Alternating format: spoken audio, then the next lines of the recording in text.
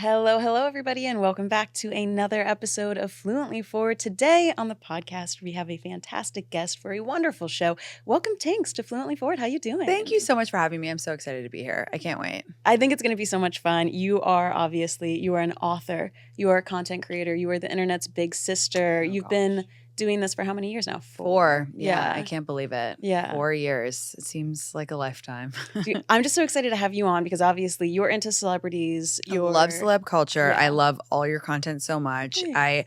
I feel like I'm a deep celeb culture person. So meaning like you like to go behind the scenes or something. Meaning I've been a pop culture follower for so long, and I feel like I know a lot of deep lore that a lot of people don't. And I feel like I have an appreciation for it that's kind of predates obviously the TikTok era and all that. So what's your favorite? Like for me, like when Demi Lovato and Selena Gomez stopped being friends, that was like the first time I was ever like hooked to like pages of a magazine. Yeah, I think for me it was more when Lindsay Lohan and Nicole Richie were really thin, and I was like, I need to know everything about this. Like I need to look at every single picture. I need the Birkin bags, and like even the way that they would all hold their bodies is very maybe problematically burned into my brain, but like the Birkin bag and like just the long limbs and like coming out of the clubs, I was like, I am obsessed with these girls. And also the tabloids back then, like I feel like Gen Z, we grew up with like maybe not exactly paparazzi like killing people in the streets by chasing them down, but we had the tabloids of like, who's pregnant? Let's look at your baby bump. Like who's skinny? Look at her bones. And that would you're getting your groceries and that's like on the front page of magazines. We just consumed it by osmosis a lot more. Well, in a different way, because I think now it's inescapable on social media. Yeah. But I have such significant memories of being in the grocery line with my mom and like reading the magazine as quickly as possible in the checkout. I want to remember all of it. Yeah. Or like when I would go visit my grandparents in the summer and I would like literally bike to Publix and I would stand in the magazine aisle and like read them all cover to cover because I was obsessed. And I don't know if it's just, what you grew up with, but I feel like that even though those tabloids were so problematic, I still feel like it was less problematic than the way that we consume celebrity culture now. Oh, because there wasn't the moral, like, virtue signaling of it. Exactly. Where people were like, oh, they're skinny and we're evil for saying this. But nowadays, people will go online and be like, they got Ozempic and they ruined their body. They got veneers and they ruined their face. And then they're like, I'm such a good person because I'm saying keep it natural. But you're still ragging on celebrities for their appearance, you know? That's my hot take of the month is that, or of the moment, should I say, is that I think actually we were happier and better when we didn't have to have a moral reason behind everything. And, we would just say like, oh, I hate that celebrity, which now everyone would clutch their pearls if you said that. But to me, that's actually a lot less bad than what goes on now, which is deep, like, psychosis analysis of people and what they do. And we should have just stuck to the like, she looks bad in that dress, or like, oh, I hate her car, or whatever it was. Like that was a lot more simple than what we have going on now. Put my hands up like I'm at church. I'm like, yeah, because instead people are like, it's mean of me to dislike a person. So instead, that person who maybe I just don't like their voice or like they're just not vibing with me. I need to make them this cartoonish villain. 100%. Where they're like an evil person. So that way I'm like fantastic for hating them. 100%. You know? It's not that deep. I think that we all need to get back to a place where we can say, I don't like that, and doesn't mean anything more. And it can be about a celebrity because, hey, we're not supposed to like every single person. And part of the whole world of celebrity is like, you're going to have favorites, and ergo, you're going to have, not favorites. So I think that we need to get back to a place where we're comfortable being like, I really don't like that celebrity, and I don't have a good reason. I just don't like them. Oh, I'm with you. There's so many that I don't like. So many. And you don't need to dig and like do this like psychoanalysis on them. Like, it's nuts. I feel like we're allowed to say that because I view the same thing when people talk about me. I'm like, if you don't like me, that's fine. But you don't need to be like, and here's the reason why, the manifesto. It's like, we just don't like each other. I prefer someone to be like, I just don't like her content. I'm going to block her. I hate her. I think she's annoying. Yeah. Fine. Don't pretend like you know anything about me and like who I am as a person and try and justify you hating me. You don't need to justify it. You can just hate me. Don't you miss the early 2000s bullying? It's like, she's ugly. I'm like, oh, I would welcome that. Oh, I would wash over that. me like we a didn't compliment. know how good we had it. We really didn't. Well, I'm excited to talk because another thing that happened in the early 2000s, something that you've been talking about, and I'm very excited to get into this, clubbing culture is at an all-time low. Going out culture, approaching people at the bars and having like a dance floor makeout. Like those were the pinnacles of the early 2000s. We had Britney, we had Paris Hilton, we had Kesha going to the club. And the main thing I want to talk to you about, as we're going to get into these celebrities who are and aren't clubbing, is what do you think influences it? Like the fact that we have Hailey Bieber and like the clean girl aesthetic, do you think that's leading more people to stay in? Or do you think post-COVID, everybody's staying in, celebrities went, well, why don't I also be like a relatable stay-at-home, rot on the couch person rather than go out?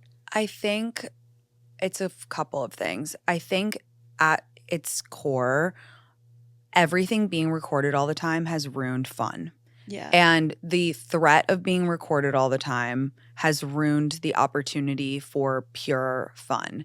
And when I remember when I was clubbing, you know, in my teens, in my early 20s, during those days, I wanted to be, you know, like those girls that I saw in the media. Like I thought that they were the coolest girls ever. So I think that's an interesting conversation. I want to have it after about like who are the it girls that we're looking up to. But there was absolutely no record of me or anything I did when I went into the club. Like, yeah, I mean, I couldn't even remember. Yeah, and thank God. But it would be like you would have your little flip phone or your BlackBerry. You'd be BBMing your friends and you would meet up. You would wait in line. You wouldn't make a TikTok if you had to wait in line for longer than 2 minutes. You would just stand there like a good old girl in your huge heels and, you know, your enormous work bag. You'd be wearing some sort of a blazer from Zara that you thought was a good thing to wear to the club.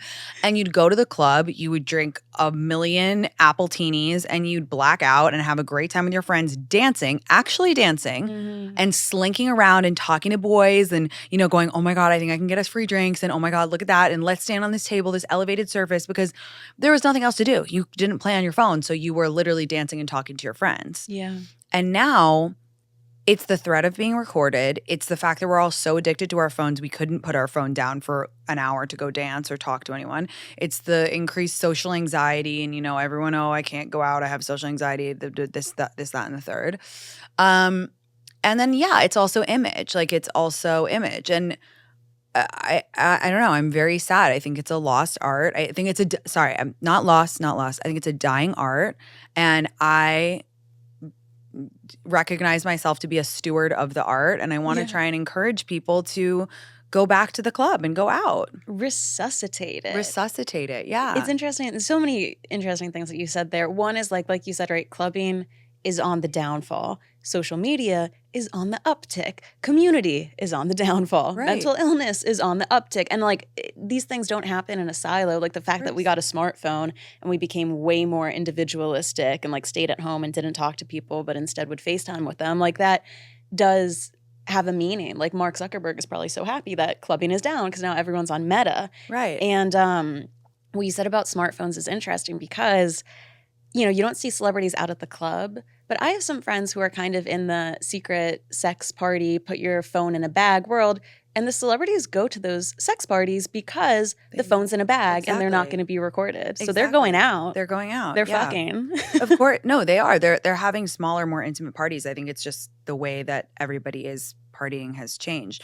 Also, I saw a TikTok just yesterday and someone was saying, I think it's wrong how people view going out as this like negative thing because I really agree that it has like a very negative connotation, especially on social media right now. But she was saying that going out is like a celebration of life. And there was another TikTok I saw that was so amazing. And it was saying how people who love to party embrace the messiness of life, which is the reality of it, which it's life and humans in their truest form. And if you think about it, going out is such a happy thing. And I'm sad that we've ruined it. And I don't know what the answer is because I don't think it's necessarily locking your phones away because it feels like such a commitment. But I've been to celeb parties before where they lock your phones away and it is kind of nice. Yeah, no, I could totally see that. I do find it interesting. What do you think of bar culture versus clubbing culture? I mean, I would love to know some stats, and if I'm going to wage this, war for clubbing, I should probably arm myself with some. But I feel like people still go to bars and they like that, and they still. People also go to like music festivals. Like people are raving, but they're not clubbing. They're so interesting, and I think it's because I don't know. Like, let's really dig into that because the festival culture is still really on the rise. I wonder if it's because it feels like it's a place where you can still have your phone and really enjoy yourself with your phone, as lame as that sounds. I don't know, just a hypothesis. Or because there's something to do, something to see, like an act. Well, also some of these, I mean, not the people who like truly go, but sometimes people go because it's like, so here's my outfit for day one. Here's my outfit for day two. It's kind of like more performative. Into all of that. I also think too, clubbing did start to get really expensive, right? Like buying a table, 100%. The prices went mad up in a few years. No, it is so expensive. And it's just. In college, we used to buy a table every weekend. And now like it has to be some sort of fun, fancy event to like get a table. Truly. Yeah. And then we would be remiss not to mention that people are drinking less. Yes. And the young generation drinks less. So that is also part of it. They also fuck less. Like, have you heard all of the studies where they're like, no, Gen Z they is don't not touch. They don't touch. It's really, I'm like, okay, well, that's probably why you're so upset all the time. But anyway, yeah, I think it's a lot of things. It's sad though.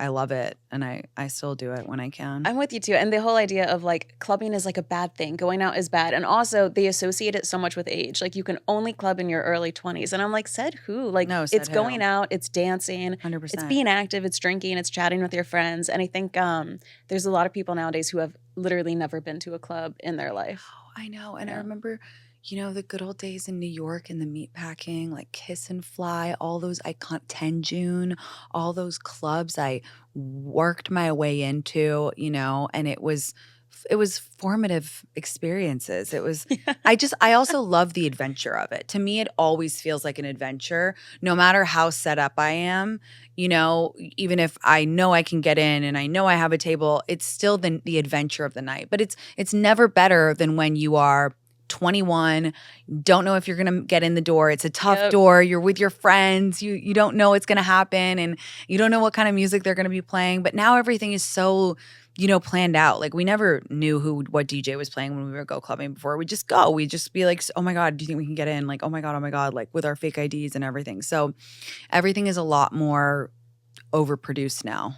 It is. And it is a form of community kind of, right? Like you would get together, you would have the club, you would have the certain areas that you would go to, you would have like that section, a few regulars that you would see. That guy's weird. That guy, I hope he's coming back with his friends. Like there was just something fantastic. Also, another thing that I had here in my notes too, fentanyl and drugs. Like really taking sad. Drugs is bad.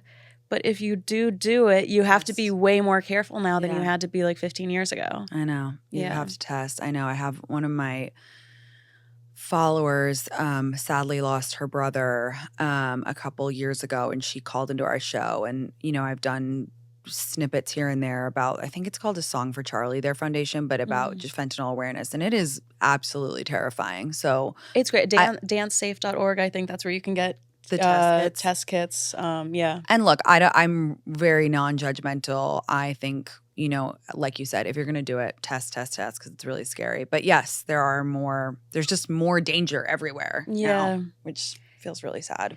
Well, another thing I want to ask you about is clubbing outfits, because I think that's also something that going out, it was like your skimpiest outfit with your highest heels on. And now when people go out to the clubs, I almost feel like I'm kind of dating myself if I wear like a tight bandage dress and heels. I'm like, oh my God, I literally don't look cool. Everybody else is in these like baggy cargo huge jeans and a tiny top. I know. Yeah. I still do tiny outfits. I love it. I absolutely love it because I look at someone like Paris Hilton and she wears exactly what she wants.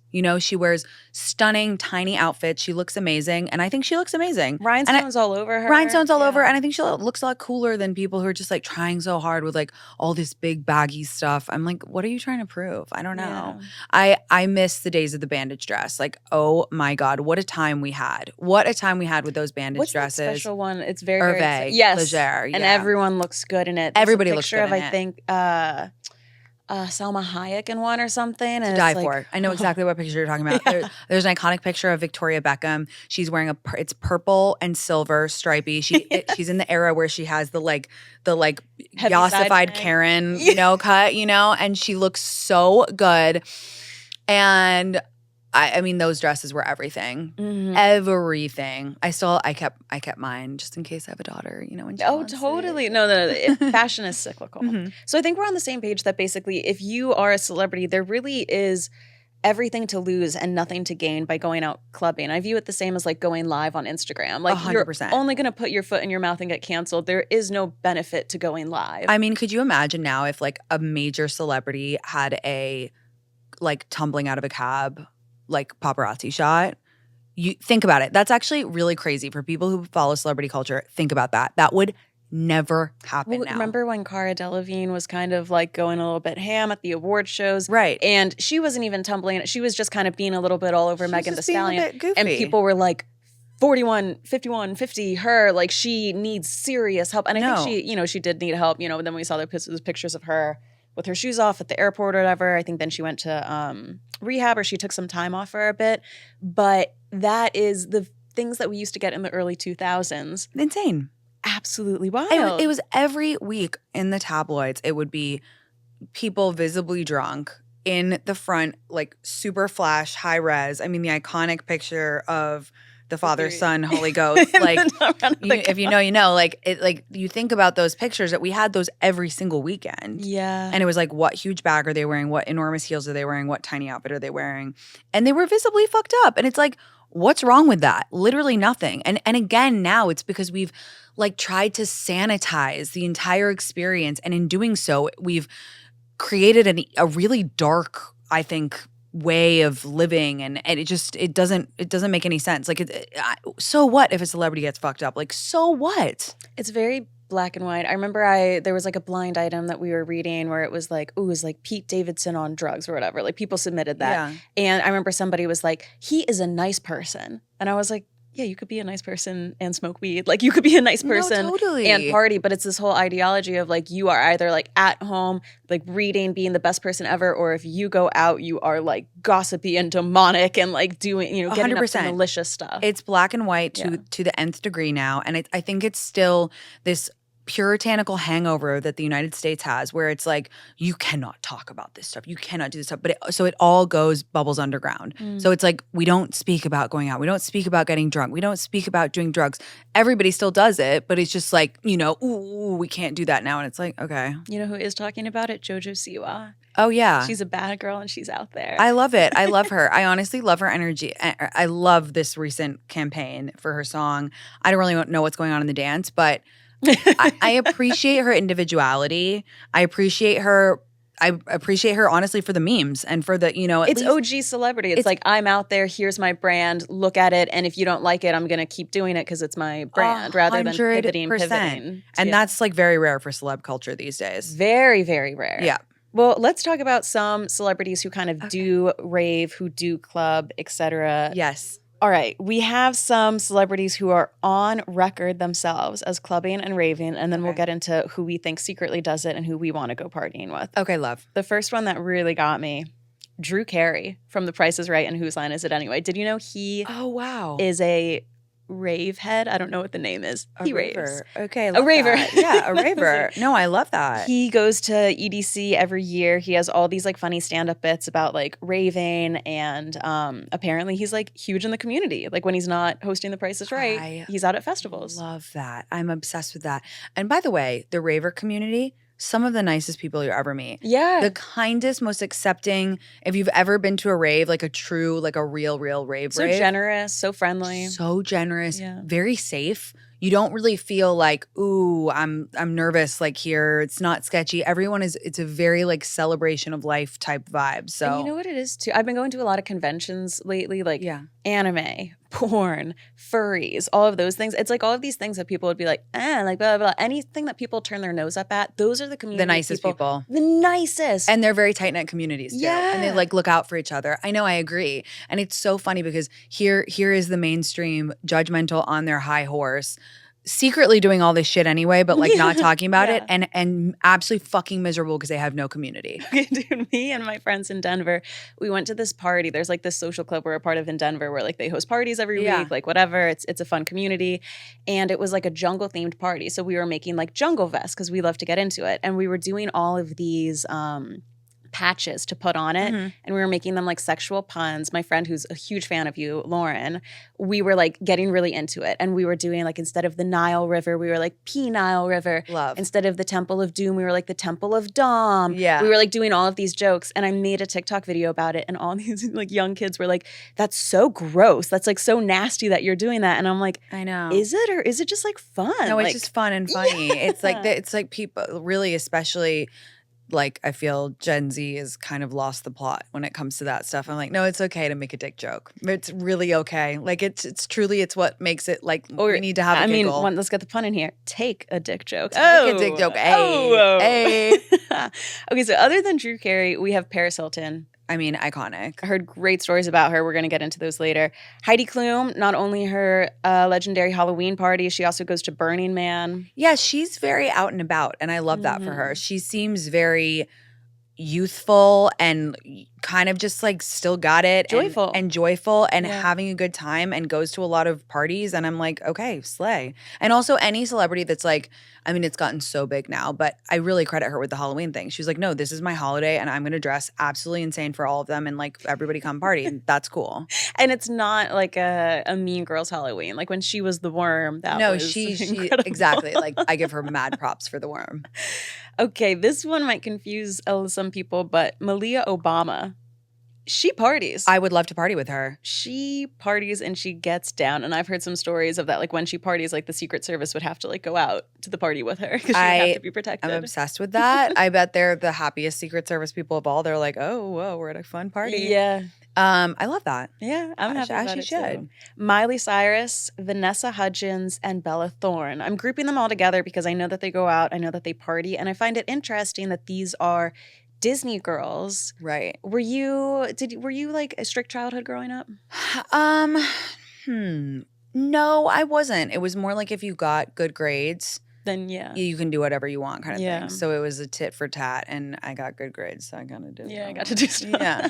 Well, I just find that interesting, like the idea of Disney being like buttoned up, but then having this like explosion of like, here's what I really want to do. Right. Okay. Which celebrity do you think secretly goes clubbing a lot? A little secret party. I feel like Elon Musk parties. He was at that. Remember, there was a picture of him at that rave in Tulum not that long ago. I don't know if I saw that. Yeah, there was some. He was at like a rave. The last time that I was here visiting in LA, I heard stories of 3 different girls who were dating him. And I just find that crazy because everyone's like, he sleeps at the Tesla factory. He's so busy. And I'm like, I've also heard he's dating everyone in LA. So he can't be that busy. I think he parties. Yeah. I think he's probably like pretty fun to rave with, honestly. I remember a rumor once of somebody saying that they went to a party with him. They sent this into me, and that he had cocaine and he was blowing it in people's faces. And I was like, that kind of sounds like something he would do. Honestly, slay. Go you. Giving back. What's the point of being a celebrity if you can't do random shit like that sometimes? Yeah. Like, seriously. Absolutely, like absurd stuff. Almost so absurd that if people talk about it, it will be written off as a rumor, you know? Right. Like I would always do something crazy and then yell like, bazinga after. Yeah. So then that way it gets written off as fake. If I was a celebrity, I would probably just be the same, but a celebrity, but I would be even more like pro clubbing. Yeah. I would be like giving the paparazzi the upskirt videos that they wanted. Oh, totally. Not tumbling out of a cab. I would be like, my vagina looks best from this angle. Yeah. So if you could shoot it into the east, and then that way it really shines in the light. Literally. Okay. I think of people who are bringing clubbing back potentially right now. I think Charlie XCX, Addison Rae, I'm obsessed with Charlie XCX. They could do some sort of Julia like renaissance. Fox, I feel like she doesn't like to party. Julia Fox, I get introvert vibes from her for sure. But I also feel like she's such an it girl that if she went out for a night, she'd probably only go out 2 nights a year. 1,000%. No, I think that's a great call. I think it's a great call. I think Charlie XCX I'm like obsessed with her right now. It's deeply like all of the lore around her tour and like her new songs and like everything. Brat Summer, I'm obsessed. It's I'm very brand aligned. Yeah. And yeah, Addison Rae, and they have like such a fun friendship. I want to see them like I want to see them go out. Kiss. I want to see them in just me. I want to see them like in the front of a cab, like going to a fun party and like going into a club. There's something about Addison Rae. Everyone was like, oh, she's just like a TikTok dance girl. She has some sort of She has so much star power. Her smile, I've like never seen anything like it. Except for early days Britney Spears. Like, I know. There's something so like you just want to, she's like a cupcake muffin and you want to like No, she's great. I Even love when she was her. friends with Kourtney Kardashian, I was like, yeah, I get it, because everyone would want to be friends with her. The She age just gap seems doesn't matter. fun and cool. Doesn't Yeah. she? No, she's sweet.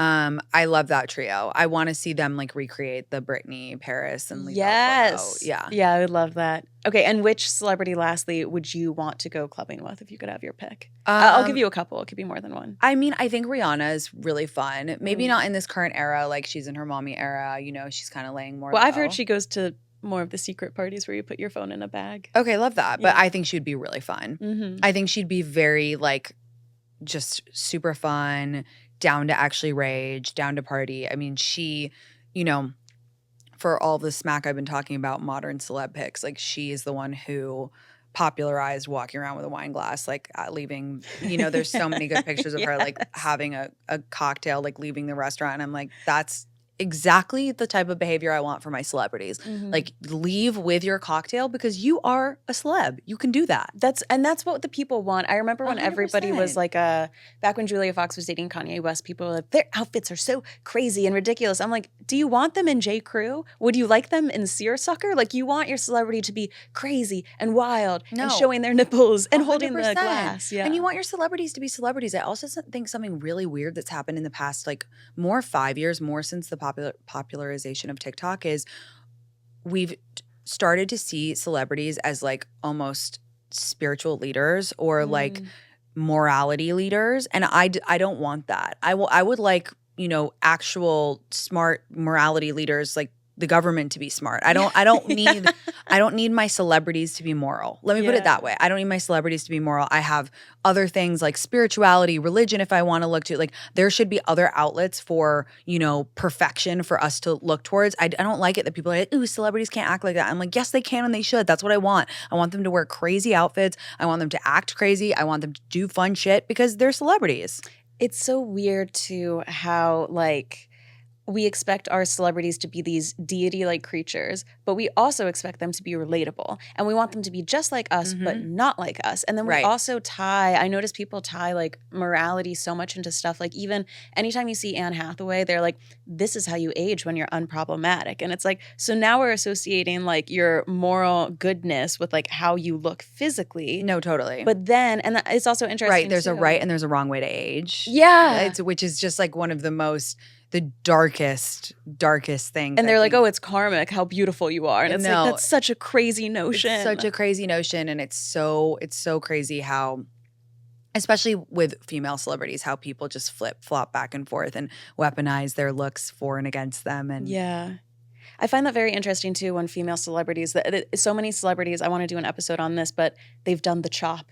And they just go, screw it. All my hair's coming off. I think of obviously like Rihanna, Good Girl Gone Bad. I think of Miley Cyrus doing it. Mm-hmm. Katy Perry did it. And then people said that her career fell. Yeah, Britney. Like I find that such an interesting notion too. And I feel like that's trying to like shed an image or trying to be like, I'm not a role model anymore. See, I like cut my hair really short. It's almost like an emancipation from the like the shackles of like the good girl, you know, image that we've bestowed upon certain people. Yeah. No, I think that's really interesting. I think, I agree. Where were we talking? We went off track, but we were talking about morality. Well, let's talk about which celebrities we want to go clubbing with. Okay, so Rihanna. I would love to go clubbing with her. Who else? I would die to go clubbing with Charlie XCX. Like, I really think we would have fun. We just have one of those nights, and she'd be like so down to clown and just really fun. Who do you want to go with? Well, I'd do Elon Musk to get the free cocaine. You know, he's got some good business. He would blow it in my face, and I'd sniff, sniff, sniff. Yeah, no, why not? And I also feel like if I think that if I partied with Elon, I would try to get information from him because I think I could change him. I could change him. I think I would definitely be able to hold a conversation. I mean, I have questions. Oh, I have concerns. Questions. I would be like, you, Amber Heard, and Cara Delevingne, was that the best night of your life? Like, I have questions. How are you able to do that? How many children do you actually have? Yeah. Would you like to have another? I would be more like, can I just help you get back on track? I feel scared for the world, like, and your influence, and I need to, you know, have a quick word. Yeah. But that's just like me projecting my like need to maybe give him mommy therapist recommendation or something. He's got like deep family issues. His autobiography, I've read parts of it, is absolutely wild. Yeah. It's a thick boy. I've just read parts, but yeah. All right, so he would be on my list. Cardi B would be on my list. Amazing one. She's just like a charisma leader. I think it was like 2 years ago at the after party at the Met. She hosted some after party, and I remember the bar was circular, and she was kind of up on the bar, like dancing and moving and shouting people out. And every time I see her, I just get a little smile on my face, and I'm like, let the good times roll. She's a good time master. I know what you mean. Yeah, I think that's a really good call. I feel like, wait, I just had another one. What male celebs would be fun?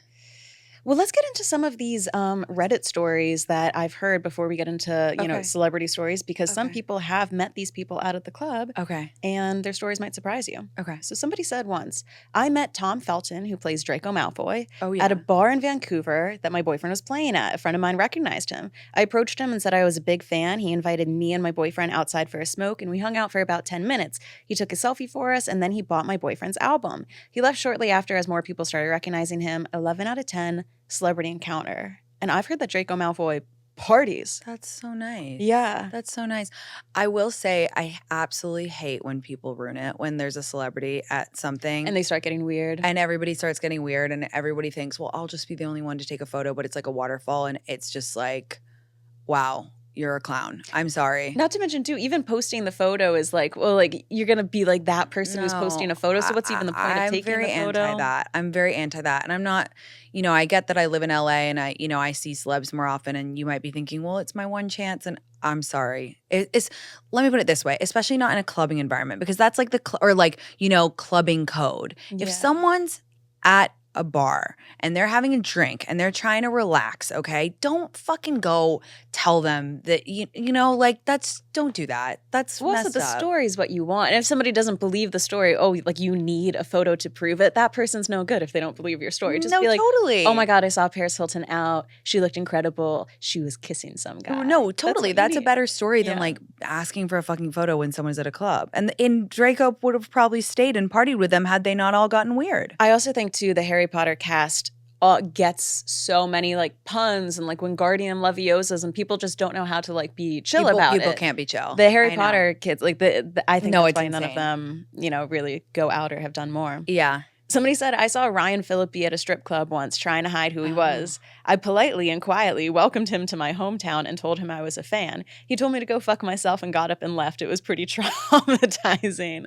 Now, I will say, when people on Reddit are like, I politely and quietly welcomed him. Liar. Yes, the minute that they do, too. I see so many things where they're like, oh, like this person blocked me. I was simply just suggesting that they maybe this perhaps. Is what I'm saying. And I'm always like, no, you did something messed up. This is what I'm saying. And also like, not to blindly defend every celebrity, but like, okay, let's say he was at a strip club. He's trying to relax. Like, he's a paying customer. I wouldn't want to be talked to at a strip club. I don't want to be talked to. No, like, maybe he's at a bachelor party. Maybe he was with his friends. Maybe he was simply trying to relax. He probably had an erection and he didn't want conversation with a bone. I wouldn't. I'd be like, I'm trying to get my groove on. I think that if you're the type of person to approach someone when they're at a strip club and then write a Reddit story about it, all I know is I'm siding with the other person. Like, you're the woe. No, that's so true. Because that's what I think sometimes too. You have to go like, okay, if I said something to a celebrity at a strip club and they told me to fuck off, not only would I be so embarrassed, I wouldn't then share the story. I would never tell that story to even my best friend, let alone the fucking internet. And that's just like so not chill. And literally every cool person I know, like maybe has one or two amazing celebrity stories, they would never write it. They would never take a picture. Exactly as you said, it's always one of those things where it's like, oh, everyone's swapping stories like that. And someone's like, well, I did have this one night in Monaco with da-da-da-da-da. And it's like, that's sick. That's cool. That's how you know that person is cool, is like how they relate to the story and how they pass it on, not by like writing it on Reddit. Yeah, by tippity tapping. Yeah. Well, let's see what somebody else said. They said, I met Anthony Bourdain, could not have been nicer. Answered a few dumb questions about writing like he had never heard them before. They say never meet your heroes, but damn, he lived up to it. Damn. Everyone said the best things about Anthony Bourdain. That's so depressing. I love him so much. Yeah, rest in peace. Yeah, I think he's just like one of those true like also people who travel. I mean, his whole thing was traveling, so I feel like then you're not stuck in the LA circle, the same people whispering stuff in your ears. You're getting out, you're getting about, you're moving. I think he's an incredibly humble person. I think he was an incredibly complicated person and just one of those really rare, like a star that was like too bright to be on Earth almost. And it doesn't surprise me that he was so nice. Yeah, me too. I would have loved to have a beer with him. Yes. And a little love, meal. love. Yeah, a little meal. And a couple bites. Yeah. Somebody said, my dad's friend had a drink spilled on him by Paris Hilton in Miami back during the Simple Life era. He traveled a lot for work and they always flew him business or first class because he's high up in the company, so he's had a few celeb encounters. He said that she was one of the nicest ones he has ever met. She was super apologetic and bought him a drink to replace the one that she spilled, and she chatted with him until he got it. I also hear the best things about Paris Hilton. I've met her once or twice. Nicest, coolest, most beautiful. Like, I've heard that she's like truly stunning, luminous. Like, actually, it's insane. So nice. And I think it's like, I don't think you make it as far as she has if you're not special. And I think she's like a really good celeb, and she's really stayed true to herself. I've heard the same about Kim Kardashian. Everyone who's met her is like, boy, she's so stunning to work with. I've heard that too. So nice. Yeah. I haven't met her, but I've heard she's like says hi to everybody. Remembers people's names. Thanks everybody. Yeah. Somebody said, not a crazy story, but I sat near Nina Dobrev at a bar in Toronto once. I felt bad for her. There were a lot of people who were saying her name, taking a bunch of photos and videos. The bar was decently crowded and pretty loud, so the fact that I could hear people so clearly was kind of wild. She came in with two friends, dressed very casually, clearly just wanted to have a few drinks and chill. She sighed and looked tired and upset at all the chatter and the phones. Even though I was freaking out internally because I grew up watching her on Degrassi and The Vampire Diaries, I left her alone because I felt bad and didn't want to add to the crowd. But I heard her talk to a few fans later on, and she was nice to them. Yeah. I think that's so, oh my God, I had an experience and I actually ranted about it on my podcast where I was in a sushi place in LA, a really small, I wouldn't say it's like a local spot. It's like as local as you can get for like central, like popular area of LA. And there was a celebrity, clearly didn't want to be seen, like having dinner with three of her friends, hoodie, baseball cap, she's having sushi with her friends. It was like a Tuesday at 5 p.m. When I say that I heard her name about 10 times every minute, the phones were just like this. And I was like, we're not at Nobu, dude. Like, you can't, like, you have to have some decorum and chill and, like, just pride at the end of the day. It's so insane when people are just, they act like these people are zoo animals, Or enough of like manners and almost like a people-pleasing tendency to be like, oh, I would hate to make that person feel bad. So even though I'm freaking out, I think what I would do as a normal person is text the person next to me and say, 100%, text them or tell them Britney Spears is behind whatever. us. Yeah. Don't look now, but look later. No, yeah, I'm getting it. Yes, exactly. And I'm not saying I've never been starstruck before. Like, I saw Beyonce and my head turned. It's fucking Beyonce. Like, I was shocked. I was excited. I love Beyonce. Yeah, dude, how'd she look? What was she wearing? She looked amazing. She looked stunning and beautiful. Yeah. Jay-Z was behind her. They were walking to a restaurant. Happened to be my birthday, so obviously I took it as a sign. She's a fellow Virgo.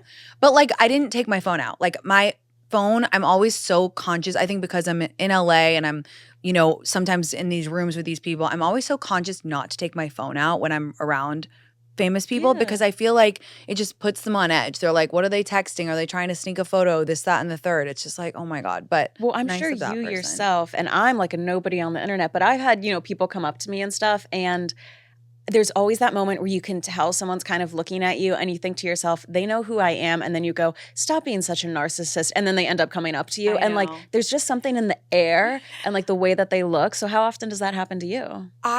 If they're like my actual, like in my community, like we have a very close like parasocial relationship back and forth, and they'll just come up right away. But if they're more like they just know who I am, but maybe they don't follow me, but then they want to say, like, I can always tell because they take out the phone kind of and they do like a little look down, look up. And everyone in my community is like, they know to come up to me. Like, we chat, like we gab, we're both friends back and forth. But it's always like, it's just like, oh, if I seen you on TikTok or this and that. And then I'm like, oh, yeah, that's different. Because you can just tell that There was this one girl in my building that I used to live in, and she, in the elevator, she was like, oh my God, it was the worst experience. But she was like, are you on TikTok? And I was like, that's the worst. Are you from TikTok? And you're like, I was like, yeah. You just stand there and you're like, yeah. But then she wasn't even like, I love you. She was just like, oh, yeah, interesting. And I was like, Oh my God, you hate me. Yeah, but you said hi. Yeah. The only thing that like is the worst is when you're at like, especially in New York, you're at those restaurants where the tables are really close next to each other and you're like having one of those dinners where you're just like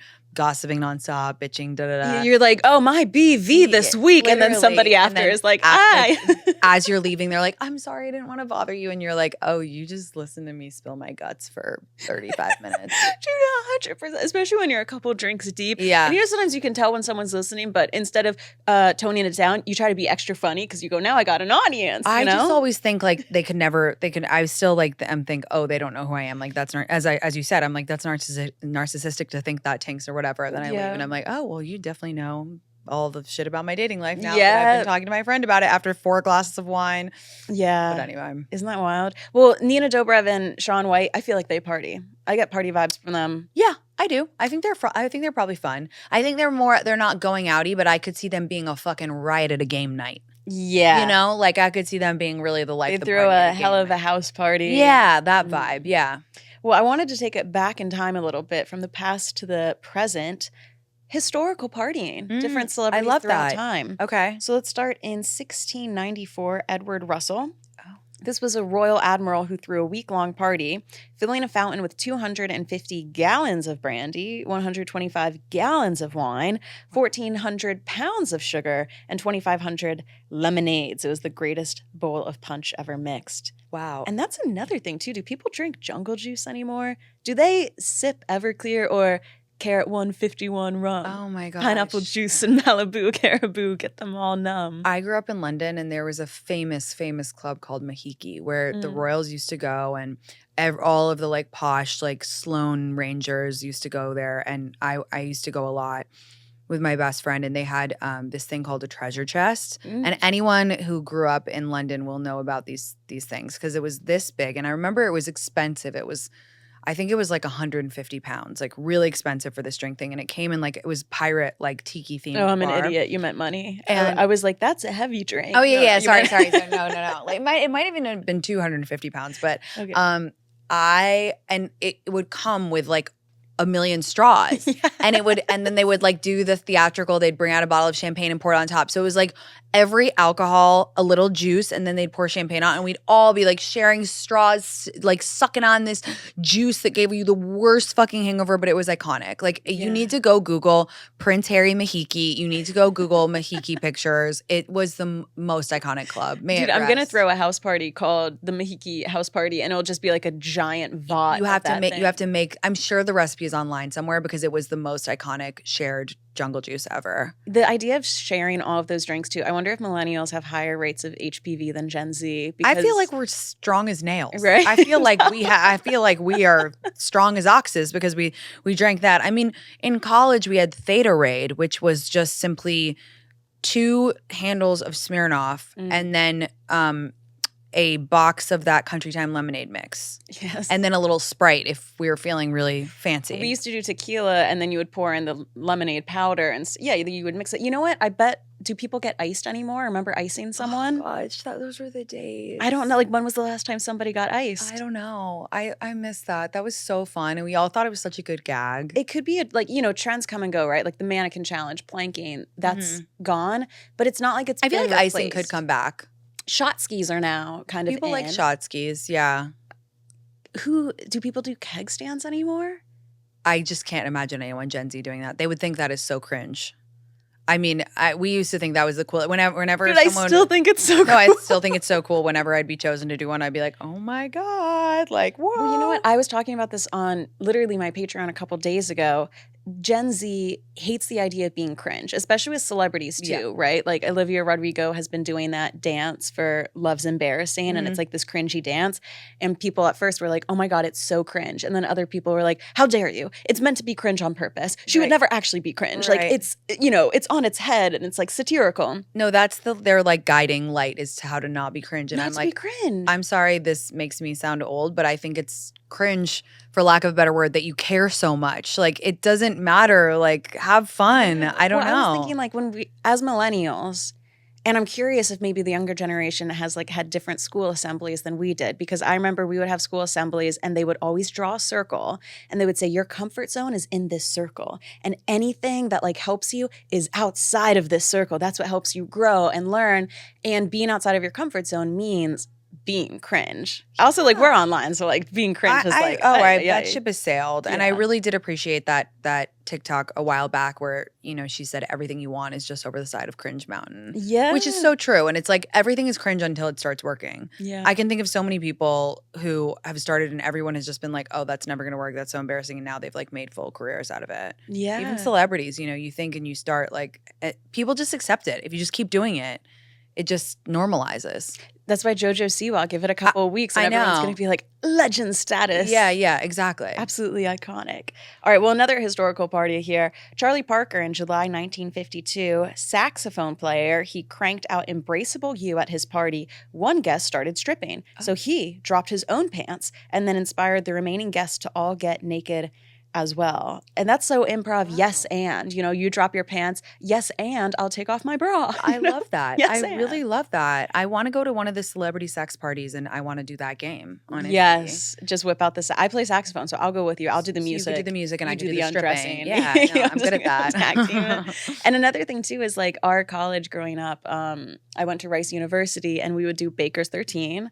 Where on the 13th of every month, you would go streaking throughout the campus. Oh, I love that. But it was a type of streaking where you're naked, you're wearing your socks and your shoes, but you take shaving cream and you put it on your essential bits. Okay. And then as a group, you would all run in nighttime from different dorm room to different dorm building.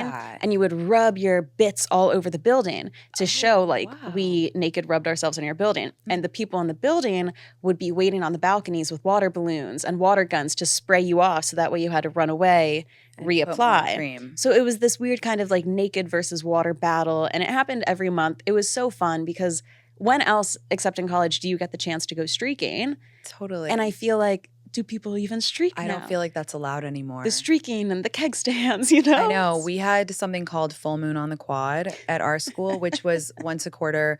Everyone would just go at midnight on this designated day and just you would make out with as many people as you could. It was a game. And it's just like the way that it wouldn't be allowed anymore, but the way it was so fun. Wait, it had nothing to do with mooning? It was just go and make out? No, you would just go and it would like as soon as it would strike midnight, everybody would just like make out with as many people as possible. And you'd be like, I have 18 tonight. And it was like, okay, what? It was the best.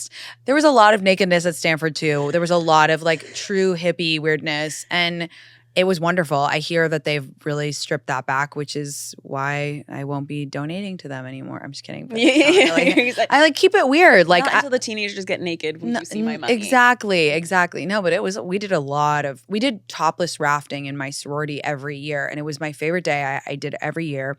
And we would sign in as St. Mary's Church Choir. And we would go on the American River and tie 4 rafts together, get absolutely blackout drunk and take our tops off and like scream like hooligans. And like, it was the best day of the year. And when I went back for my 10-year reunion, I was like, oh, do you guys still do rafting? And they were like, what? Like, no, we don't throw ourselves down a river naked. And I was like, okay, things have gone downhill. Flashing people on the highway, that used to be such a thing. You go up there, you show your titties I know, to the car. You never know if that's allowed anymore to be flashing the old bitch. I take my tits out quite a lot. I think it's fun. No. A little flash. I've started taking my vagina out at parties, but that's only when I've had too much to drink. And then I look back at the photos and I'm like, no, it's too far. All right, Heidi Klum, obviously we know that she throws the extravagant annual Halloween party. She is always in these fantastic, elaborate costumes. She had an army of clones in 2016, which was a good one. Great. And my question to you, what holiday is best for partying? Is it Halloween, New Year's Eve, 4th of July? Unreal question. So my hot take is that holidays are not my favorite to party at because a true partier knows that there's Wednesday. It's like a random Tuesday. The expectation is so high. So everybody's in a little bit of a weird mood on like, for example, New Year's Eve, 4th of July is just like always, I feel like there's just so many logistics to deal with. It's never fun. You always cry on your birthday. You're right. It's the expectation of everything. I honestly think the day before Thanksgiving is a really fun day to party. Yeah. That's a good one because everybody's like, at home. Everybody is really, it feels like hometown vibes. It feels like there's a high chance you're going to run into someone you used to hook up with. Just the vibes are high. It's like the great time of year. It's fall. You're about to eat good tomorrow. Like everybody's kind of horned up in that way. Yeah.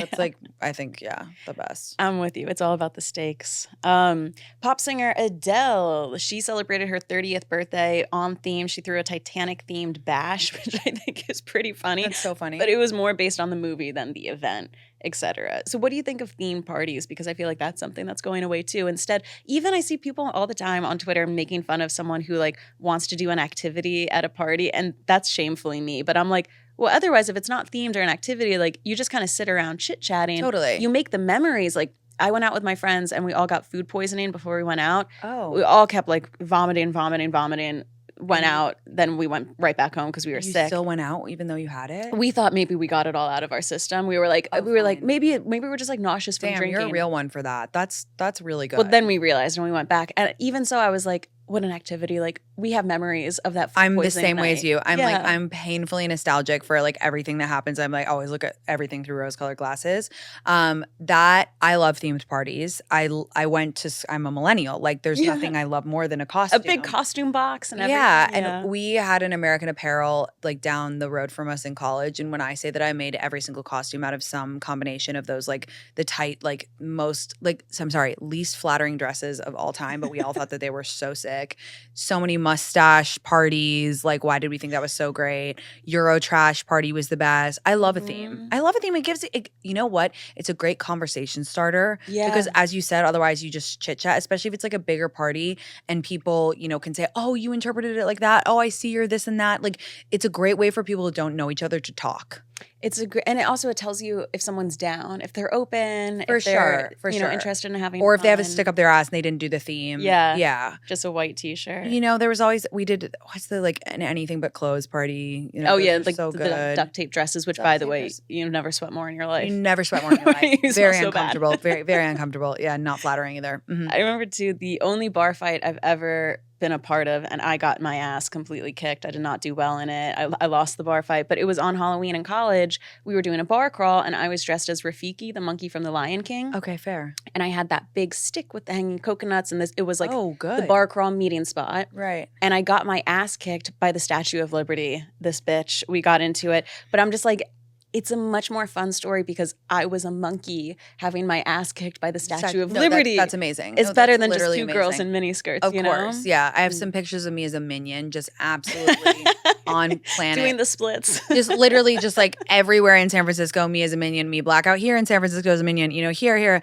The pictures are so much better. And the memories are better. I'm going to say this for the younger generation. I have seen very fun parties that they do. The Shrek parties and the Shrek raves. Okay, yeah, that's fun. I would go to that. Those are super fun. And I think I also saw one where like every girl was dressed as Guy Fieri, and that's younger really generation. Fun. Yeah. Those ones are fun. They do have some fun ideas. Like I don't know if it was Gen Z specifically, but they have the one where they all like bring in a different cocktail and it's like a theme. I don't know if that was them, but I love to watch those TikToks. Those are so Or they good. go to a party and they're like, I'm the fairy godmother and I think that like Puss in Boots is going to be the most I like that. I like that. But they just seem to be doing a lot of like small parties at home. I'm like, go out. It's indoors. Get out. Meet new people. Have you heard of Chicken Party? No, what's that? Oh my God, this is a fun one. So my friend told me about it and we did it in New York. So you get everyone over to your place. You do end up going out. And it has to be all walks of life. It has to be like your old neighbor, the kid that you babysat, like that crazy person from the deli. Everybody comes.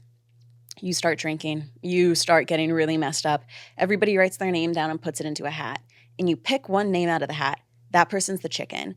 They put the chicken suit on. And then everybody puts into a money bag $20. So that chicken takes the money bag, and there's a list of 10 bars in your area. They pick one of the 10 bars to go to. They sit down, and with the money bag, they start drinking alone at the bar. Everybody else splits up into groups of 2 or 3. And you look at the list of 10 bars, and in order, you go to each bar trying to find the chicken. That is so And if fun. you go to a bar and the chicken isn't there, you have to take a shot or have a drink and go to the next bar. And you want to be the first one to find the chicken. Once you find them, you sit down and you start drinking with all of the money in the money bag. That's so fun. And the last person to find the chicken is the loser, and you could decide whatever happens to them happens. I love that. I absolutely love that. Talk That's about a really conversation fun. starter, especially if the chicken goes into a speakeasy, giant chicken No, with like the yeah, money bag. and that's really funny, and that's a good activity too. I love an Yeah. activity. Like I do. Meeting people, you know. So fun. Oh, have you seen the chicken? Oh, Yeah. I'm only asking cute people if they've seen where the chicken is. No, totally. It's just like, it's so fun and it's spontaneous and it puts you in a silly mood. Yeah. Bring silliness back. We need that. Silly, goofy goofs and gags. Yes. Love. All right. The last one we're going to shout out here is when Miley Cyrus threw her 22nd birthday party in 2014. There was a mechanical penis ride and a huge pizza cake. And she had previously made a cake that looks like herself, covered in marijuana leaves on the private bits. Okay, like great. I love that. I feel like she doesn't party anymore, but I like that she used to. You're right. I think she doesn't. I have a weird. I feel like I read that somewhere. I think she's California sober. I think she's California sober, and I think she's obviously in like a heads down era in terms of career. Like she's absolutely crushing. Go Miley. But like I think she used to be like wild child, and now it's like. But that is interesting that a lot more people are going sober. You could still party. I have tons of friends who are sober and go out, but it just seems like, people stop. They get there. I know. I keep waiting to get tired. I keep waiting. I'm like, is today the day? Nope. Still want to party. I think a lot. I think how you can also tell if a celebrity parties is if they go to Burning Man, because there's not that. Because talk about like accepted areas of partying. Burning Man is kind of like the last club because people don't really use their phones there. It's kind of understood that you're not supposed to film the whole time, and everybody's like pretty spiritual, so they're not. You go for like a week and no one in the outside world really knows what goes on until you come back out. So it's kind of like it's like an oasis, you know? And I do find it, and I think so many people expect both celebrities but also influencers to be like extroverted out there. But I think this is really an introvert's job, because if you're somebody who's creating content, that's just you on your phone. Totally. A YouTuber, sure, you might see them every day, but it's just them and their phone. So it's not super extroverted. Most content creators are introverts. Yeah, and same with celebrities too. Like when you're on a film set or something, sure, you're working, but then for months out of the year, you could be at home reading scripts, watching movies, not working at all. Yeah, and you don't really see them for those when they're not on like a press tour. So I think there's a lot of introverted people. The socialite is dead. They were replaced by influencers who seem like they're social, but most of the time they're not. Yeah, I agree with that. Fascinating. Well, Tinx, thank you so much for coming on. Tell everybody knows who you are, but tell everybody about yourself and the new Office Hour series that you have going on. I have a new podcast. You can get it anywhere I have a new podcast. You can get it anywhere you get your podcasts. It's called Office Hours. I am at Tinx on all platforms, and I just had so much fun talking. We have to party together now. I know. It's a crime that we haven't. Yeah. Next time we're in the same place, we have to do all Jello shot, keg stand, shot ski. I just had Jello shots. It's so funny you said that. I just had Jello shots at I had a barbecue the other week, and it was orange themed, and everybody had to bring something orange, and we made orange drinks. I know that's like kind of a lame theme, but I wanted to do like Gatorade with tequila. Yeah, we made orange Jello shots. We made carrot margaritas, and it was just like a little theme, little something. But you know what? I think that could be rebrand. Like to get Gen Z to party more, we would be like, these Jello shots have gelatin in it, which has collagen, and then also the beta carotene thing that makes your skin tan, so you'll be more beautiful if you have this orange Jello shot. Colostrum. Yeah, exactly. Well, thank you so much for coming on. Thanks for having me. And for everybody else, we will see you guys next Monday for another episode of Fluently Forward. Bye, guys.